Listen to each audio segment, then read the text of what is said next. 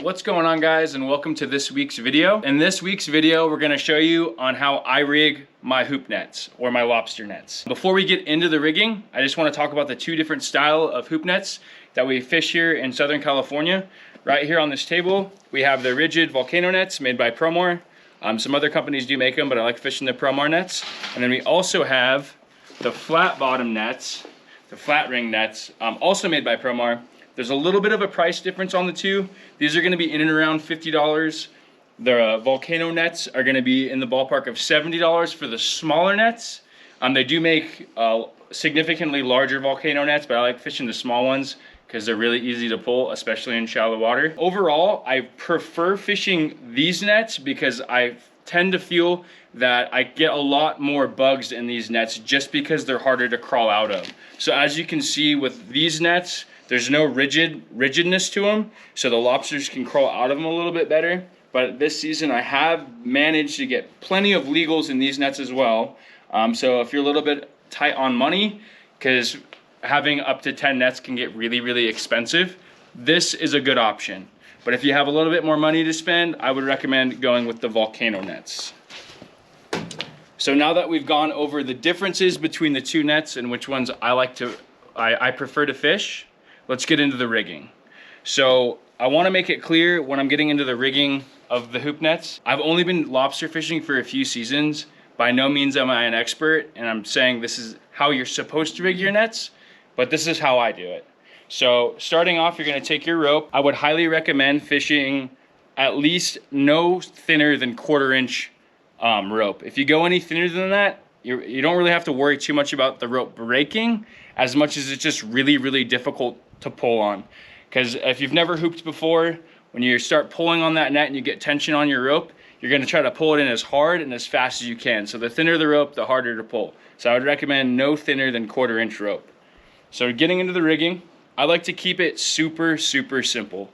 I know some guys, when they're rigging their hoop nets, they like to do San Diego jam knots or some other knots, but I just like doing a really simple clinch knot. So I take, maybe about 1 foot of rope through the hole of your hoop net, and I just start doing overhand knots on it. So I'll do about 3 to 4 of these. So there's 1, 2, 3, and 4. And so I'll pull on that real nice and tight, make sure that doesn't slip anywhere. And one thing that I really like to do is just for insurance, just for safety, I like taking a zip tie to this extra slack and just zip tying this super tight onto your rope so the knot doesn't slide at all. So just take your zip tie through here.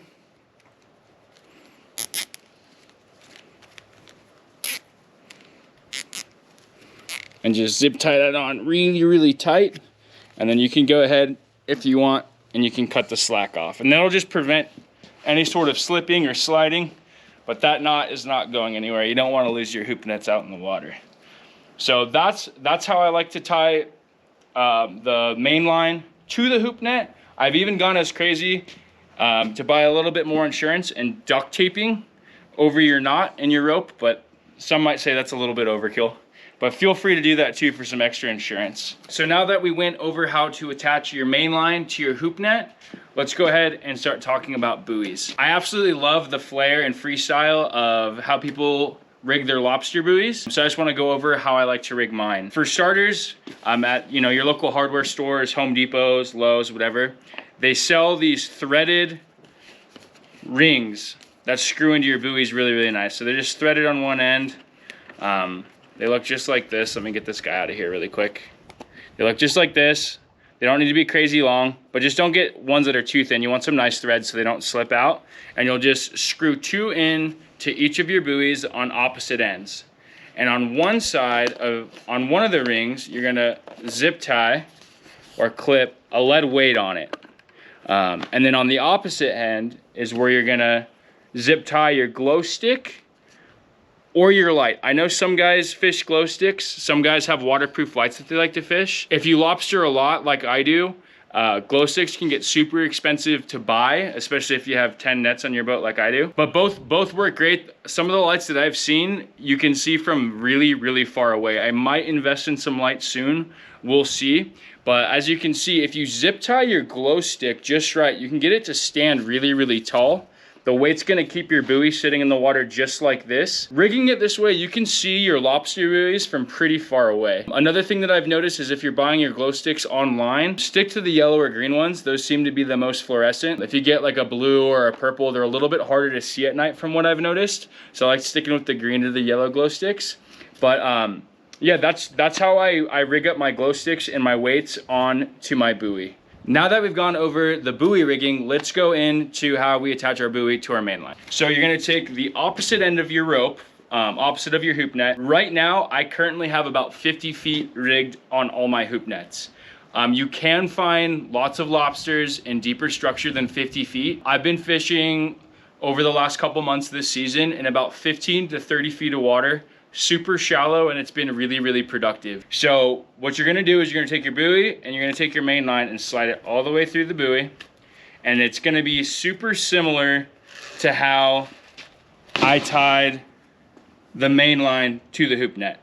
Again, I like to keep things super simple. I know guys rig them a lot of different ways, but I just do a bunch of overhand knots just like I did the main line. And what you're gonna try to do with these overhand knots is you're gonna try to make a knot that's nice and big so it doesn't slide through your buoy in the current and in the swells. So I don't know how many it's gonna take. It might be somewhere in the ballpark of 10, we'll see.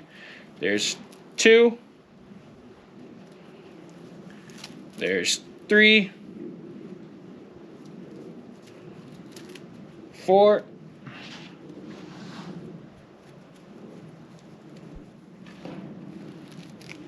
5. 6. 7. So there's 7 knots right there. That looks like it'll be plenty big to not slide through your buoy. So if you're fishing deeper water, like that 50 foot mark, you just want to make sure that won't slide through, which that knot's plenty big enough. And just like the main line, I'm going to go ahead and take this slack and I'm going to zip tie it as well, just for that extra needed insurance, because you don't want to be losing your hoop nets out in the water. They're expensive. So go ahead and zip tie this nice and tight, just like you did the main line. So that's zip tied on there real good. Just going to prevent that knot from slipping. And then I like to leave the tag end on my zip ties on the buoy side, just because it also makes it a little bit harder to pull through, as you guys can see. But that's not going to go anywhere. You got your weight on your buoy, that'll stay down. Glow stick straight up if you zip tie it the right way. And that's exactly how I like to rig my buoys. All right, now that we went over buoys, let's talk about bait cages. There's 2 different types of bait cages that the guys like to fish on our coast. I'm a little bit indifferent on them. If I had a gun to my head and I had to pick one style of bait cage I preferred to fish, I would probably go with the Promar seal-proof bait cages. They look just like this. They're threaded on one end, so it makes it really convenient to add bait while you're fishing. I'm really, really big on adding fresh bait as the night goes on. Sometimes I'm fishing till 2, 3, 4 in the morning. So the bait that you put in at sunset is not gonna be fresh anymore and is not gonna be leaving as good of a scent trail. So they're really convenient with the threading, and then also they just clip into the bottom ring of your hoop net. So really easy to take on and off, versus these ones you gotta zip tie closed and zip tie to your bait net. But most importantly, the biggest difference between the two is gonna be this one is seal proof.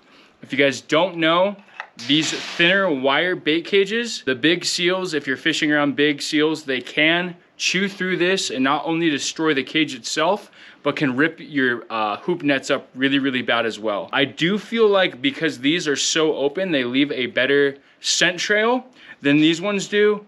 I fished both of them plenty. I've caught tons of lobsters on both, but again, if I was forced to pick one, I would go with these. These are a little bit more pricey. These are probably gonna be about, I don't know, $8 or more. But yeah, I fish them both. I like to keep these, a couple extra of these laying around sometimes, just filled with bait, ready to zip tie into the bottom of my net as the night goes on. Because sometimes it's a little bit more convenient to just clip these on versus adding bait. Lastly, let's talk about bait. Now, one of my favorite baits to use is bonito. I catch lots of bonito throughout the season, whether it's down in Baja or, you know, out at the islands. And some guys look at me like I'm crazy because I'm the guy that's wanting to keep all the bonito that I catch, but I stockpile them in my chest freezer at home all season long. And then in October, when lobster season starts, I have a really, really good amount of bait to start with. We're a couple months into lobster season this year, and I've already blown through all my bonito. So I'm having to either buy bait or go catch more bait. If you're buying it, it can get really, really pricey. If I am buying my bait, probably my most favorite bait to buy is gonna be salmon heads. They work really, really well. They're stinky, they're oily. I know a lot of guys swear by them, but just about anything will work. I've used sardines, I've used anchovies. I also save my yellowtail, bluefin heads, dorado heads. I'll cut those up, slam them in my bait cages. I've caught lobsters on just about all those baits that I've mentioned, but I would have to say by far bonito is probably my favorite. Please let me know down in the comments below what's your favorite type of lobster bait. So now that we went over how to rig your hoop nets up, I just want to reiterate that this is just how I rig my nets up. I've only been fishing for a few seasons. By no means am I an expert. And by no means am I trying to say this is the true and tested way on how to rig your hoop nets up. If you're an expert lobster fisherman, been on our coast for a very, very long time, I would love to see some positive comments down below on what you would do differently or how you do it differently. And before we end today's video, I just want to give a huge thanks and shout out to my friend Sam. A few weeks ago, he ended up hooking us up with 5 Promar volcano nets for my boat. Thank you so much, Sam. I know you're watching. And I want to thank you guys so much for watching and all the support we've got on the channel lately. We'll see you on the next one.